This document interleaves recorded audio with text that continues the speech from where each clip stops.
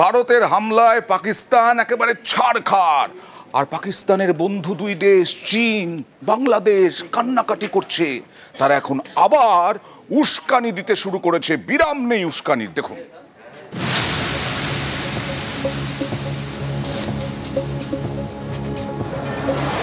ভারতের প্রত্যাঘাতে বুক থুবড়ে পড়েছে পাকিস্তান। এতে বোধ হয় পাকিস্তানের দুই বন্ধু চীন বাংলাদেশের চোখে জল। এই দুই দেশই ভারতের বিরুদ্ধে ঘোঁট পাকাতে শুরু করেছে।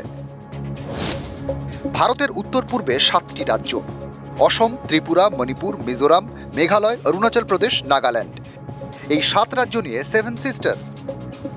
বরাবরই ভারতের 7 সিস্টার্সের নজর চীনের। বাংলাদেশে পালাবদলের পর এখন তারা গলায় শিরা ফুলিয়ে চেঁচাচ্ছে। যেই ভারত পাকিস্তানের সঙ্গে সামরিক বিরতি হয়েছে, অমনি নেমে পড়েছে আসরে। সম্প্রতি নেপালে গিয়ে বৈঠক করেন বাংলাদেশের উপদেষ্টা সরকারের প্রধান মোহাম্মদ ইউনুস। এরপরে বুধবার তাঁর দপ্তরের সোশ্যাল মিডিয়ায় পোস্টে লেখা হয়েছে, বাংলাদেশ, নেপাল, ভুটান এবং 7 সিস্টার্সের জন্য একটি সমন্বিত অর্থনৈতিক পরিকল্পনা থাকা উচিত। বাংলাদেশে উপদেষ্টা সরকার আসার পর থেকেই তারা নানা বিষয়ে সুর চড়াচ্ছে। সবকিছুতেই এখন ভারত বিদ্বেষ। যে দেশের হাত ধরে জন্ম, তাদের বিরুদ্ধে এখন নানা কথা। পেহেলগাঁওয়ে পাক জঙ্গিরা হত্যালীলা চালানোর পরেও পাকিস্তানের পাশে দাঁড়ান বাংলাদেশের অনেকেই। সে দেশের অবসরপ্রাপ্ত major general ALM Fazlur Rahman 1 মে সোশ্যাল মিডিয়ায় তিনি লেখেন, ভারত পাকিস্তানে আক্রমণ করলে বাংলাদেশের উচিত উত্তর পূর্ব ভারতের 7 রাজ্য দখল করে নেওয়া। এ নিয়ে চীনের সঙ্গে যৌথ সামরিক ব্যবস্থা নিয়ে আলোচনা শুরু করা প্রয়োজন। এবার উপদেষ্টা সরকারের প্রধান মোহাম্মদ ইউনুসের দপ্তরের দাবি, বাংলাদেশ, নেপাল, ভুটান এবং 7 সিস্টার্সের জন্য একটি সমন্বিত অর্থনৈতিক পরিকল্পনা থাকা উচিত। এসব দেখে অনেকে বলছেন, বড্ড বেশি লাফালাফি করছে Bangladesh.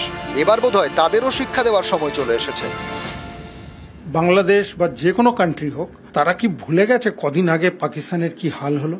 Don't take India's decency for granted. তুমি গ্রান্টেড নিচ্ছ, তারপরে তুমি মার খাবে।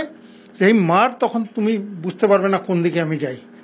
তোমরা সবাই US এর কাছে দৌড়াও, তারপরে সিজ ফায়ার করাও, কিন্তু এইগুলো কিন্তু হবে না।